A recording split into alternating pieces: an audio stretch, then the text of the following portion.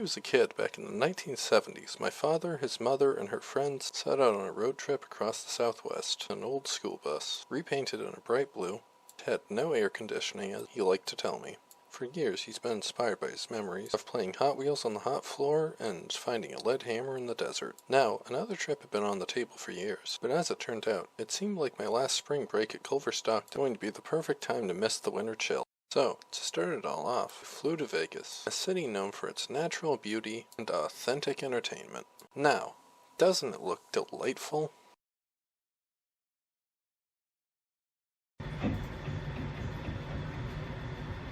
Following a night of these beautiful accommodations, the family was well rested and finally able to enjoy the city's sights and fine entertainment. Now, beyond these lovely views, started out visiting the city's art scene and cultural sites, so we could see what questions they posed. They asked real profound ones, like, what if a mall but gamer lights? Or in a more appreciable cultural expression, this delightful adaptation of Van Gogh's paintings. It was lovely to be introduced to works both familiar and unfamiliar by one of my favorite artists. Then, I found profound topics like, oh, hey, my great-grandfather worked there. Wait, is blood guilt real? We enjoyed the finest offerings of American retail and visiting Omega Mart, one of Vegas's most normal, unremarkable grocery stores. Sure was more interesting than Hy-Vee. I was able to stock up on some of my favorites that I couldn't get at home, like roast beef, gender fluid, or Dositos.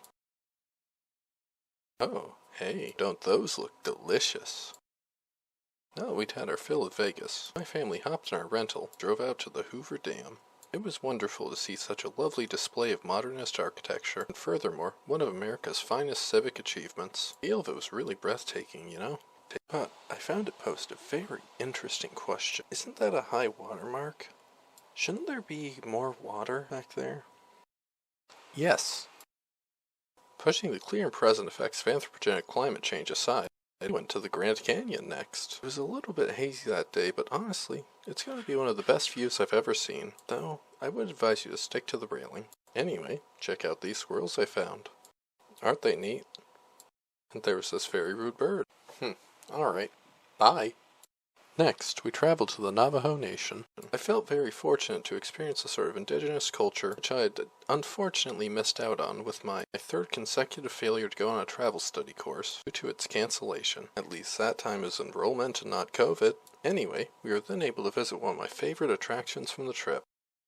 Perhaps less enlightening than Tuba City's Museum of Navajo History, I enjoyed the entrepreneurial spirit, along with a collection of dinosaur tracks in the middle of the desert. Not only did they have fossils, but they could link any interesting rock to fossilhood too, regardless of its actual legitimacy. A damn fine tourist trap if I ever saw one.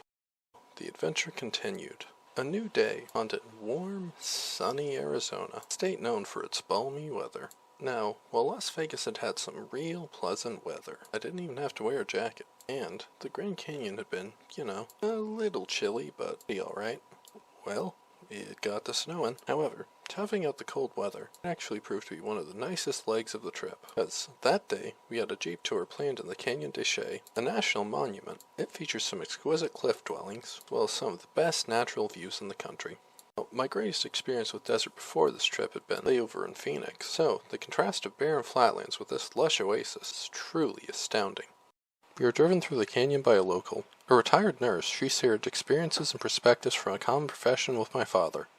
Afterwards, we stopped through the Petrified Forest National Park. However, I did find that this so-called forest only has one big tree which had fallen over, though it did have a bunch of delightfully shiny stumps. Let us enjoy my favorite sign I saw on the trip. Ominous, isn't it? Reaching the end of our run at Flagstaff, we were able to enjoy the celestial views and great lighting for filming that comes in an observatory. This telescope was built in 1896 and is rotated with car tires from the 1950s. I would tell you more about the return trip, but I was unable to get Wi-Fi or cell reception the entire time and have thus repressed the memory of that traumatic final day. Thank you for watching.